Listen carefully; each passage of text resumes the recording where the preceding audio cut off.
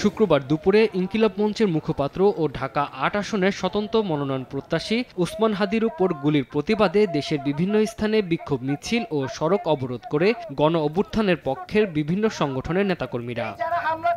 ওসমান হাদির উপর হামলাকারীদের ২৪ ঘন্টার মধ্যে গ্রেপ্তার করতে না পারলে কঠোর আন্দোলনের হুঁশিয়ারি দেন বিক্ষুব্ধ নেতাকর্মীরা। তাদের দাবি, হামলার ঘটনাটি পূর্ব পরিকল্পিত। হামলার প্রতিবাদে বিক্ষোভ মিছিল করেছে জাতীয় নাগরিক পার্টি। পরে বিক্ষোভ সমাবেশ থেকে হামলাকারীদের দ্রুত আইনের আওতায় আনার দাবি জানান তারা। বিপ্লবী ওসমান হাদি আজ মৃত্যুসজ্জায়। আমরা বাগেরহাট এনসিপির পক্ষ থেকে এর তীব্র নিন্দা জানাই। হত্যার উদ্দেশ্যে তাকে যে বুলেট বিদ্ধ করা হয়েছে, এই বুলেট শুধুমাত্র শরীফ ওসমান হাদির মাথায় নয়, এই বুলেট বাংলাদেশের ফ্যাসিস্টের বিরুদ্ধে দাঁড়িয়ে যাওয়া যে অভ্যুত্থান, সেই অভ্যুত্থানের বুকে করা হয়েছে। তফসিল ঘোষণার মাত্র একদিনের মাথায় ওসমান হাদিকে যেভাবে সন্ত্রাসীরা গুলি করলো, এটা আইন শৃঙ্খলা পরিস্থিতির সর্বোচ্চ নাজুক অবস্থাকে নির্দেশ করছে। আপনাকেই বলছি, ইন্স্যুরেন্স করলে সিটিতে সুরক্ষা পাবেন নিশ্চিত।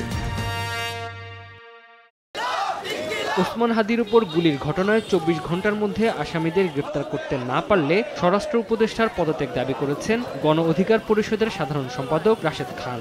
দাবি করেন, আওয়ামী ফ্যাসিবাদের বিরুদ্ধে বলিষ্ঠ ভূমিকা রাখায় হাদির উপর হামলা হয়েছে। আওয়ামী ফ্যাসিবাদের বিরুদ্ধে তিনি কিভাবে বলিষ্ঠ ভূমিকা রেখেছেন, আমার কাছে মনে হয় এই কারণেই তাকে টার্গেট করে এই ধরনের ঘটনা ঘটানো হয়েছে।